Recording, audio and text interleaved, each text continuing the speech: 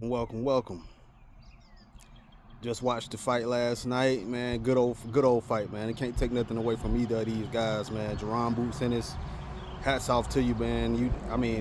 I don't see anybody beating Jaron Ennis at 154. Fundora may pose a problem for him because he's rangy, but outside of that, if Boots can get, I don't think you can prepare for Fundora.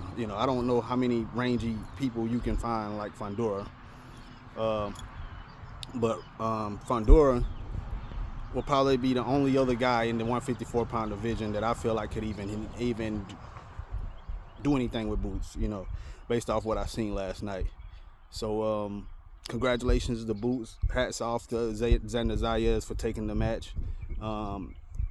Some key points, some key takeaways of why Xander Zayas lost this pretty badly. It's not that I still don't think Zayas was outboxed. I just think Zayas had the wrong game plan. I don't know why his corner allowed him to get in the middle of the ring and start going to war with Boots. I said that in my very first video talking about this fight, that if Xander Zayas gets in the middle of the ring and starts going to war with Boots in the middle of the ring, it's gonna favor Boots. And I don't know why his corner allowed him to just go in the middle of the ring and try to muscle Boots, but that was, to me, boxing suicide.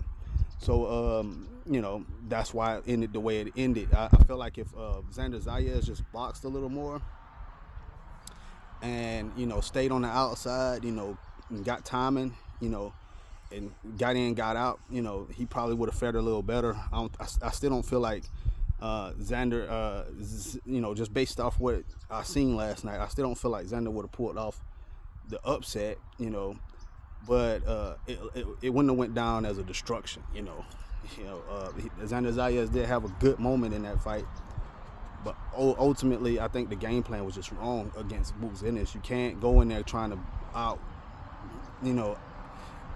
you can't go out there and trying to out punch a puncher. And that's exactly what Zayas tried to do. And I don't know Zayas to be a puncher. He can punch. He knows how to punch, but I don't know him as a puncher. I don't see him just laying people out. And for him to have that kind of game plan, I just felt like, why are we having wars in the middle of the ring? What are you trying to prove? But it was a good fight, though. Nonetheless, it was a good fight. Hats off to both men. Congratulations to Boots Ennis. He the boogeyman. That's all I can say.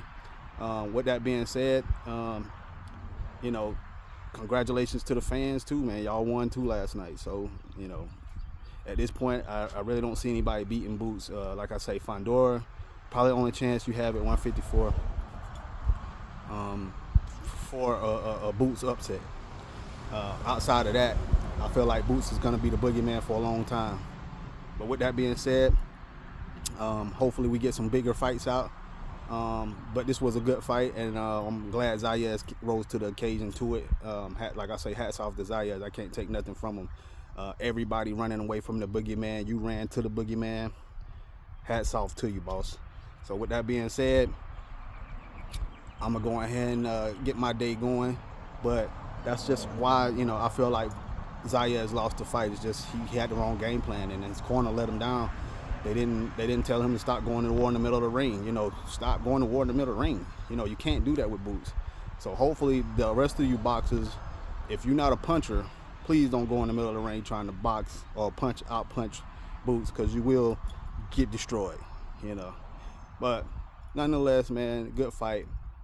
Y'all take it easy. Peace.